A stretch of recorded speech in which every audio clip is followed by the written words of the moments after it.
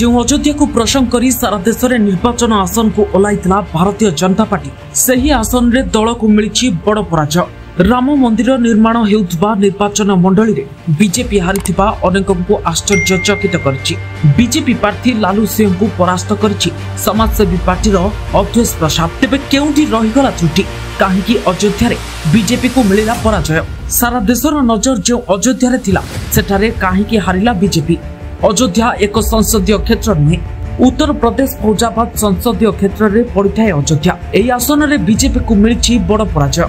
आश्चर्यर कथा 1990 मसीह राम मंदिर निर्माण रथ बाहर पर 2024 पर्यंत एही आसन बीजेपी हाथी आसुथिला। हेले चलित निर्वाचन रे बीजेपी प्रार्थी को चकमा दे दैछंती अयोध्यावासी। 54,567 खंड भोट व्यवधान रे बीजेपी लालू सिंह को परास्त करिसेंती समाजवादी पार्टी नेता अवधेश प्रधान। तेबे अयोध्या रे राम मंदिर प्राण प्रतिष्ठा उत्सव केवल देश रे नुहे सारा विश्व रे चर्चार विषय होइतिला। 500 वर्ष पुराना इतिहास बदलिला। प्रधानमंत्री नरेंद्र मोदी निजे एठारे रोड शो कले, प्रचार भी कले।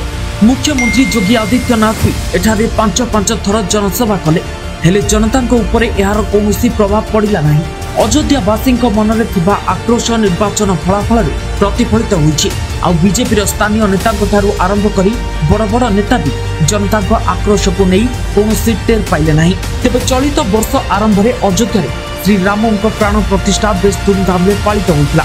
500 वर्ष पर अयोध्या प्रभु श्री राम मंदिर तोला जाई पारिला बोली बाहा नेले भारतीय जनता पार्टी नेता। प्रधानमंत्री जो भी सभा को गले श्रीराम मंदिर कथा कहले आउ राम मंदिर कथा कही सारा देश में भोट मागुथिबा प्रधानमंत्री मोदी अयोध्यावासी मूड परखि पारिले नाही। तेबे एहा पछरे किछि प्रमुख कारण रहिछि।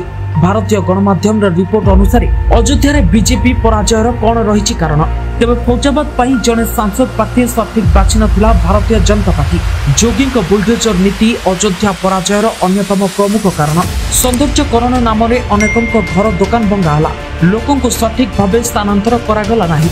राम मंदिर निर्माण पर गरीब हराइले रोजगार पंथा। आउ राम मंदिर 10 किलोमीटर परिधि सबु उठा दुकान की उठागला। स्थानीय लोके रोजगार हराइबा पर आक्रोश बढ़िला। तेबे राजनैतिक विशेषज्ञों सूचना अनुसार एही आसन को नहीं अत्याधिक आत्मविश्वासी होई पड़िथिले बीजेपी नेता। केउठी ना केउठी एकथा स्पष्ट होईछि, धर्म को नहीं राजनीति केबे भी ग्रहण करिवे नाही देशवासी। जनता चाहती विकास, रोजगार पंथा और भल स्वास्थ्य सेवा। यह उपरे सब राजनैतिक दल ध्यान देवा उचित। Bureau report, B news Odisha.